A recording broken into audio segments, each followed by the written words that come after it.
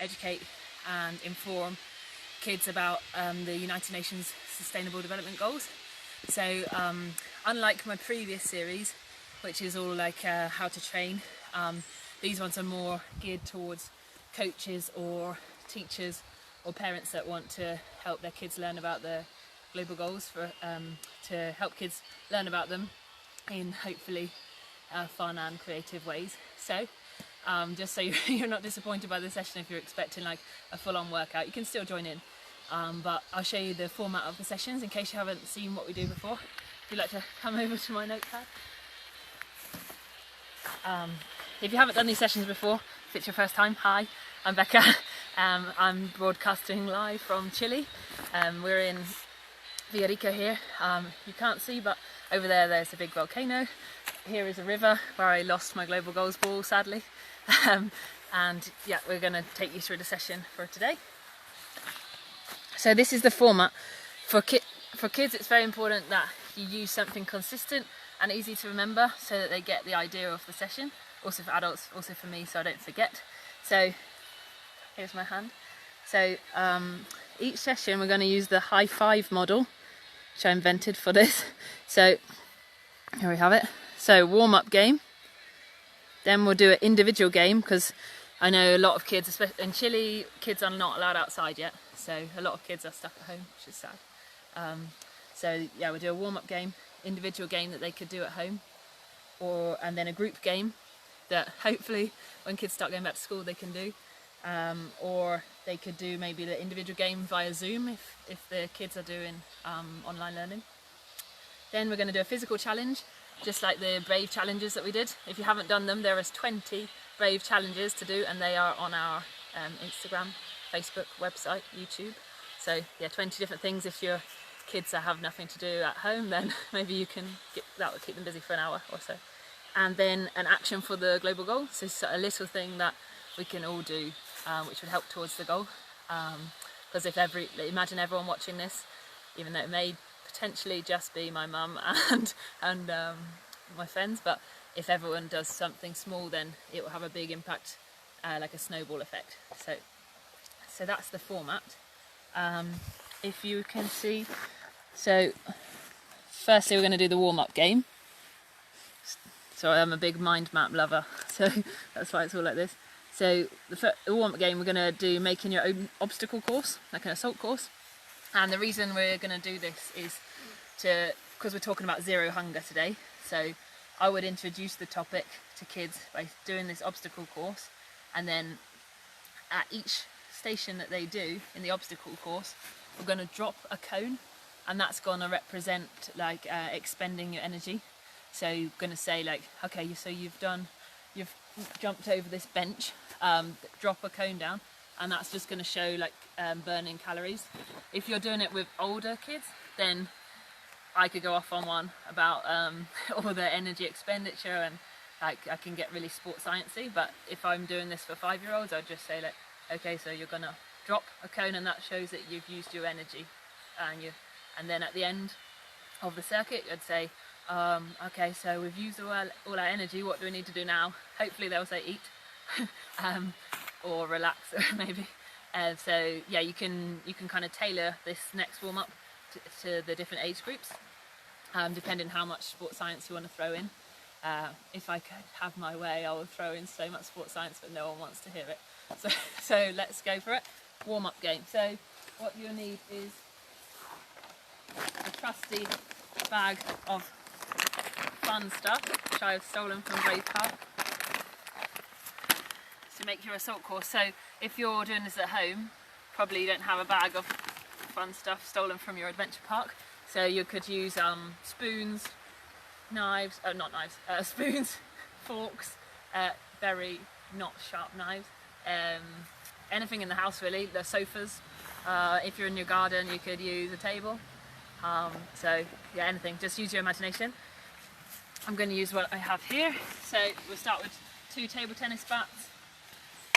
Sorry, for the table tennis world, not happy about this. Skipping rope, nicely folded up by Goose. Did you do that? I did not make this nice and tidy. Okay, and then hopefully the kids can get involved in making it because they always like making them. It's going to stay like that. Okay, then I have my smiley balls, so I'm just going to chuck them. It's very wet here, as you can see. Okay. And you just kind of have to make use of what you've got. So, oh yeah, I've got some cones.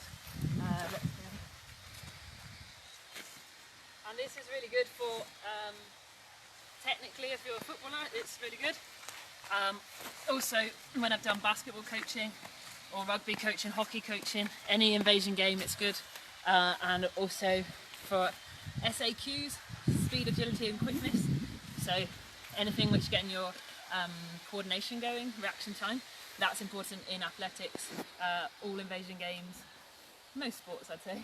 Okay, so let's go for this assault course. Okay, so I'm going to do it with the football because it's a football specific warm-up. If you are doing it for basketball, you simply do the same but bouncing. Rugby, hold the rugby, etc. Okay, so we're going to start, I think I will do reverse though. So you have to weave through the cones, get the kids to use both feet, try and make them look up at you.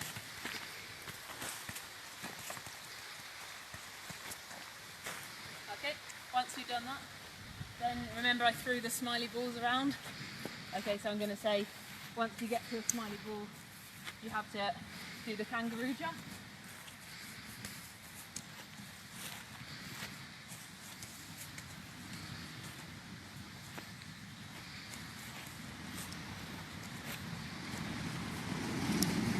Okay, now we have the skipping rope. So dribble down here. It's so tightly raveled up. The cameraman is going to see to that. Okay, while I'm in this station, I'm going to do toe taps. I miss playing football so much. Cannot describe how excited I am to play football again. Okay, then we'll do with the soles of the foot. I wish you can see some impressive multitasking going on by the cameraman now, unravelling a skipping rope and filming. Okay, let's go faster. Okay, now the unicorn version, if you remember from our brave training. I'm sure you've all been practicing hard, so this would not be a challenge anymore. Okay, now we're going to do the same thing, but you're going to look into my eyes. Okay, look at the camera. So I'm looking at the camera, you're looking at my eyes. Ready? I'm going to start by walking. Use your peripheral vision, your sixth sense. Ready?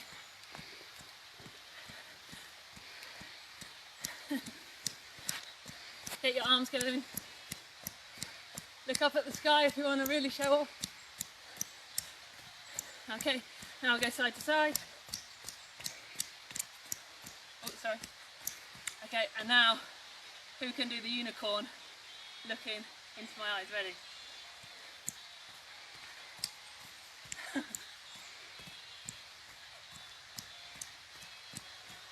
Okay, hopefully that's warmed you up a bit. And the skipping rope is ready. Okay, so now, if you have a skipping rope, or if you don't, just an imaginary one. We're going to go for 1 minute, or one song.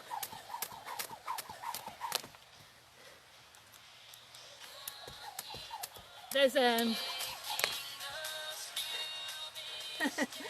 there's a public playlist on Spotify which I made called Ready to Run, which you can use for these.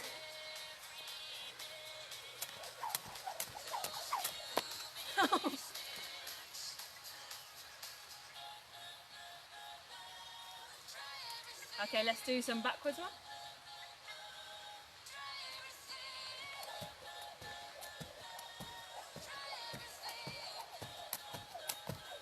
Okay, nice.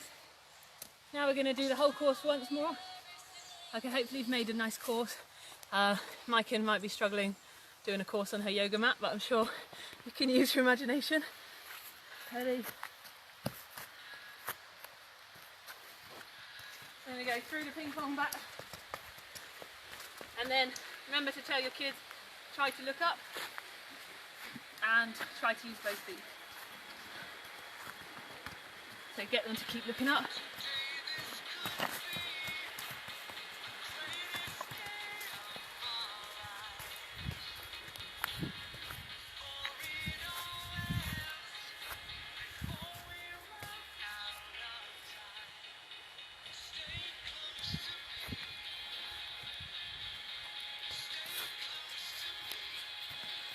Okay, we'll do 10 toe taps. 4, 5, 6, 9, 10. 10 penguins. 10 unicorns. Hope you're keeping up at home. Is Ellen watching? Ellen, where are you? I was texting her this morning. Okay, brilliant. And just to finish the warm up, we're going to do a few dynamic stretches. Okay, so you're just going to visualise that you're taking a free kick in the World Cup final.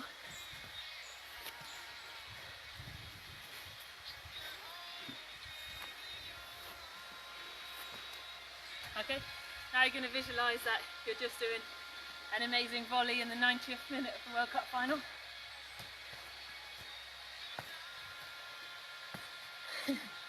Okay, now you're going to visualise that you're controlling the ball and then doing a huge lofted pass to the striker. Ready? Control. Control.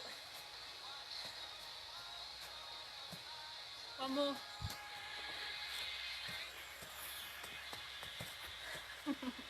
Okay, great. Well, I've warmed up, so I'm taking that as a sign that you guys have warmed up too.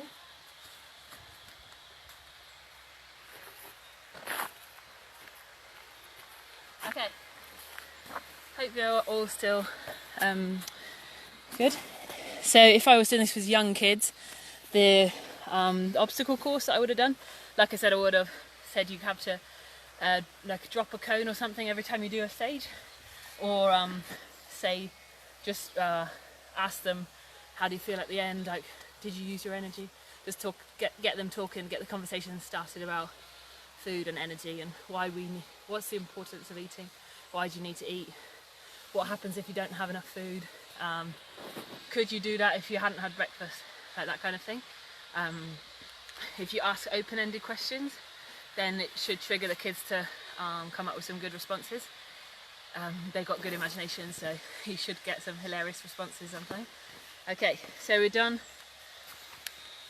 the warm-up game. Now we'll have the individual game. So on the topic of zero hunger and being a sports scientist and a geek of nutrition, so we're going to teach the kids now about the macronutrients. That's a long word for a simple thing, which is like what type of food is it. So you're going to set up 4 stations. So I'm going to use the smiley balls, and one's going to represent carbohydrates, one's going to represent fats, one's going to represent proteins, and one's going to represent vitamins and minerals, which are all part of the balanced diet. And it's just a way to teach the kids which food group the thing that they're eating belongs to, because they can't really plan a balanced diet if they don't know what each thing is. So if, for example, the coach says pasta, then the kid needs to learn that that's a carbohydrate, so that then if they're an elite sports player and they get told they need to eat more carbs, then they'll know what a carb is.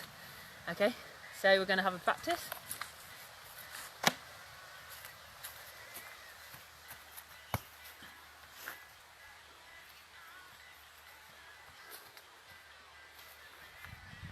I'm actually going to colour code these because I'm writing them. So I'm actually going to use different colours. It's easier then. Okay, so we're going to say this lime green one is vitamins and minerals. This one is going to be fats, carbohydrates and proteins.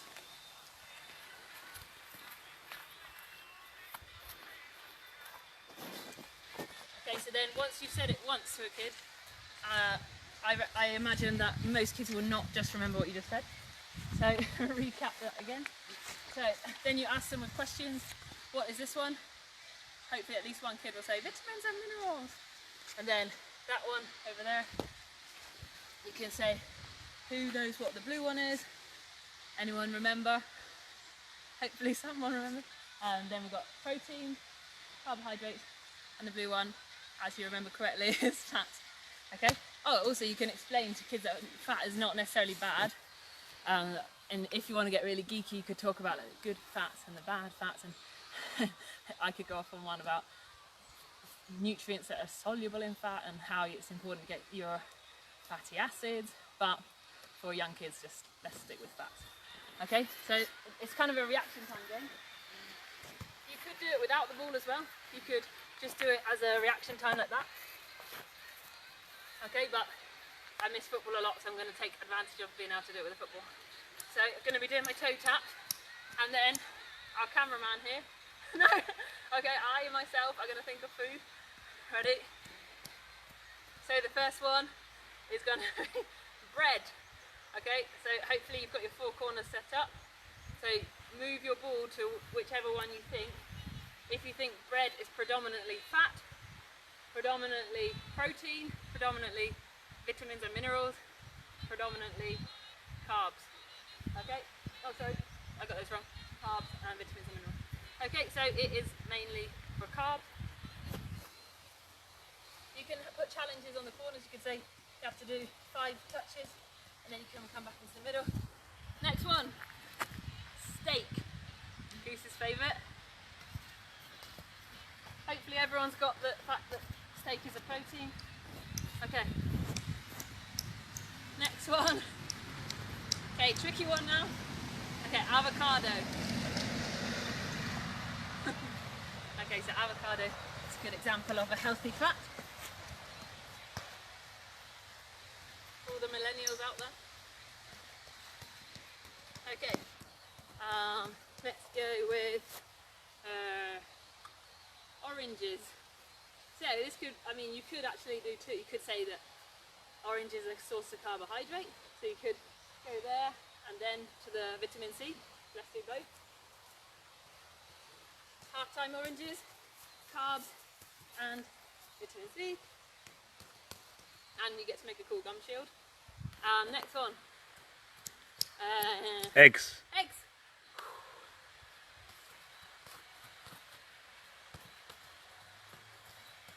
Bananas. Bananas, good source of slow release carb.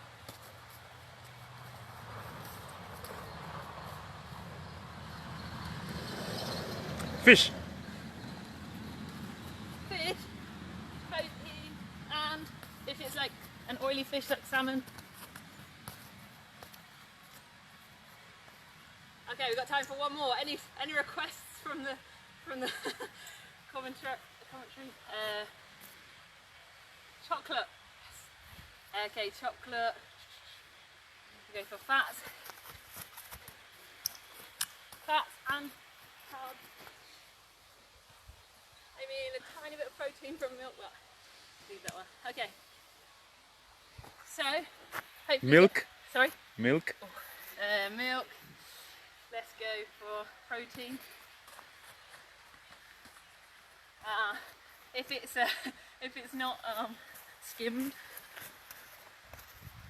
So hopefully you can see the technical parts of this. I'll just show you in slow motion, so you can get kids to practice their turns, like how they move with the ball.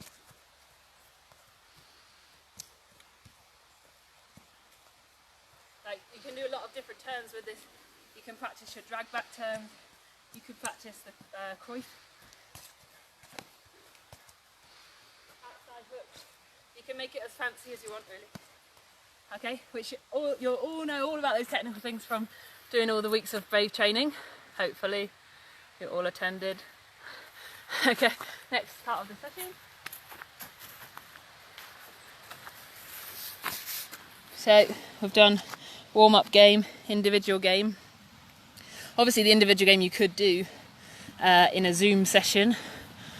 Get the kids in your class to all put out 4 cones and then run to each one. or 4 socks, anything.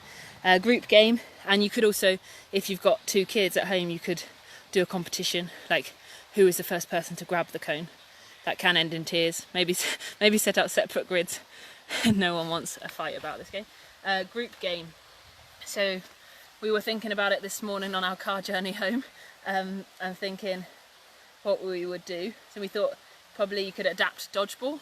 So if you come in a bit closer, you can see my stick men or stick women. So adapted dodgeball related to hunger and food. So there's so many types of dodgeball.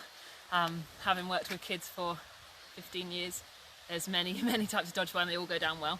So I think you can take any dodgeball game you know and just adapt it to food. So basic dodgeball, where you just throw the ball at the other team. If you get hit, you're out, or you're in the jail. Then you could adapt that to talking about food. If you get hit by hunger, then you're out, and you have to wait until you eat until you can come back in, something like that. You could also, there's a game which I like, which I can, I don't have a pen. Imagine this dodgeball court. It has 4 corners, so extend that, and then the aim of the game is to make sure there's no balls that enter your territory. So it's like 4 quarters, so you can call it quattro stagioni, like 4 corners pizza. And then you can talk about what would be your 4 corners of the pizza. It's always an interesting discussion. And should ham and pineapple belong on a pizza? 4 corners, and then your objective is to make sure that there's no balls in your quarter. So you could say, make sure there's no hunger in your area, and you would, when the coach blows the whistle, or when the song ends, or when the time's up, if you've got any balls in your area, you lose your lives or you lose points.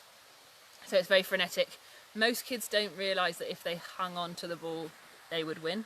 So unless they're very smart, they would just like throw it mentally for 3 minutes, and then you see who it. But some kids get smart and then they just hold on to the ball and say like, well, we're just waiting until the song nearly finishes, or the 10-second countdown. If that happens, then you need to bring in a rule saying you can't hold on to the ball. Say it's like really hot and it's going to burn your hands. So just to be 1 step ahead, because the kids are smart. Okay, so I don't know, I can try and show you this game, but it's only me. It will be quite difficult to show you how to do dodgeball. I mean, Goose can throw a ball at me. Let's see. It'll be quite fun for you, Goose. You finally get to get your revenge from me waking you up early this morning. Okay, so Goose is armed and dangerous.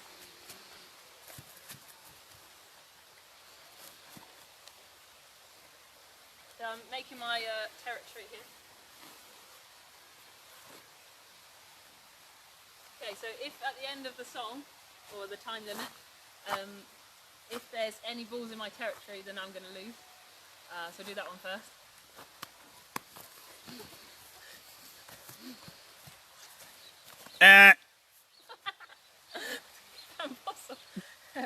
So yeah, 1 in mine.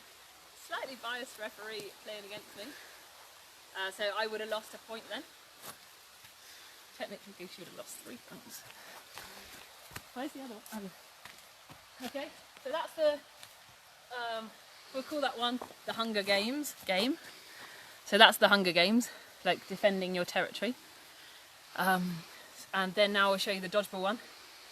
So Goose, now please throw. Okay, ready? Not on the face. Okay, 1 life lost. Yeah. You missed. 2 lives lost. 2 lives lost. Okay, so then you would say, I got hit by 2 rounds of hunger, and then you need to ask the kids, like, so what should you do now? And then hopefully they would say eat. And then you say, what would you eat? Hopefully then they don't say McDonald's and chips and sweets. Or if they do, you say, are you sure that's a good choice? What do you think could be more nutritional? And then you go back to that game. Okay? Sorry, McDonald's. Okay, physical challenge time, the moment you've all been waiting for. So today we are doing one appropriately called abs on fire. So you have to lift your legs and your shoulders at the same time, just a little bit. That makes it harder, and you're going to feel the burn. So let's try. Where should I do it? It's least muddy. On the bench.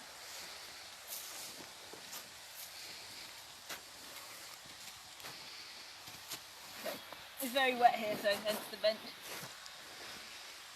So you're lying down first, and then you're going to lift up your shoulders, and also even just in that, you need to lift your legs so you're engaging your abdominals. Okay, let's go. I can feel it burning away. So you should feel your abdominals working and starting to shake. Look up at the trees or your ceiling.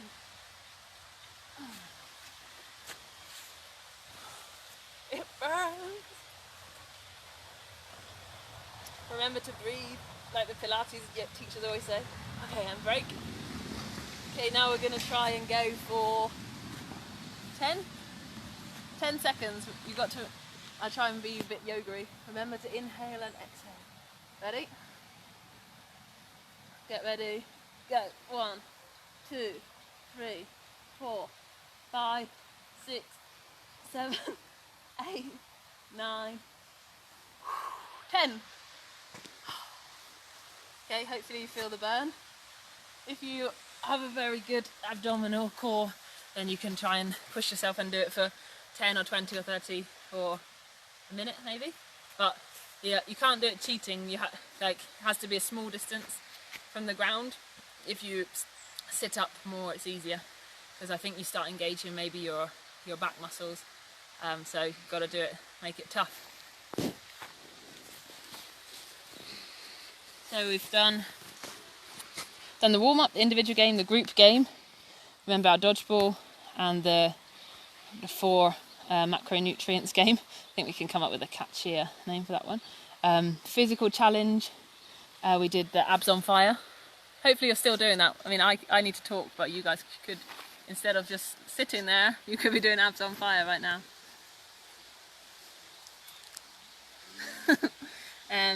Okay, and now action for the goal. So I tried to think this morning of what little things we could all do related to zero hunger. Firstly, buy free-range eggs. I feel bad for the chickens that are in small cages. So that's a small thing we can all do. When you have a choice, 1 pack of eggs that the chickens have been inside and cooped up, and 1 where they've been outside roaming free, let's go for the free range. Next one, do leftover lunches. Or in Chile they call it lumami, lunes, martes, miércoles. Like Monday, Tuesday, Wednesday, then Thursday you eat the leftovers, or leftover lunch, or as my mum says, fruits of the fridge. Okay, so let's get our leftover lunches going, and you can always send us a picture of your leftover lunch or your creation from the fridge. Okay, because that's, if everyone starts using up their leftovers, then we're consuming less. Well, we're just wasting less.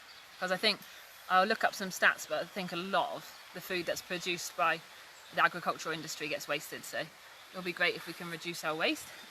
And finally, you could donate to a food bank. I know in Bristol, for example, there's a lot of food sharing organisations and food banks to help people that are really struggling, especially in coronavirus times. A lot of people are struggling. In England, some kids get free school lunches, and now there's no school, so I imagine it's a lot of tough times for families. So yeah, there's 3 things we could do. So buy free-range eggs, easy one. I think it's like 50p more or 50 cents more, or so, not that much. So let's buy free-range eggs, leftover lunches or lumami. It's from lunes, martes, miércoles. Donate to a food bank or food charity, food sharing. So 3 things. And that brings our session to a close. So we've done all of the things that we set out to do. Warm up, individual, group game, physical challenge, action for the goal. Oh, I forgot to say the progression for the group game. To make it harder, you can do things like making them play for a longer time, so it's more of a physical challenge. You could If you want to make the technical bit harder, you can reduce the size of the balls, so it's harder to catch a smaller ball. Lots of things like that can be adapted. And like academic progression, then you would start to bring in some of my geeky sports science knowledge, which I'm holding myself back from so much from going off on one about that. Okay, and that is everything, I think. So yeah, today was a collaboration between Team Brave and the Global Goals World Cup. I hope you've enjoyed the session. You can check out all of the sessions from myself and my friends on the Global Goals website, which is GGWCUP.com/clubhouse, or on their Facebook page. And also you should check out their Instagram, Global Goals World Cup and Global Goals Impact Games. Okay, I'm back on Friday when we'll be doing goal number 3, which is good health and well-being, which is really important and fundamental to what we do at Team Brave. So I'm looking forward to that session. Okay, hope you have a lovely week and thanks for watching. Bye.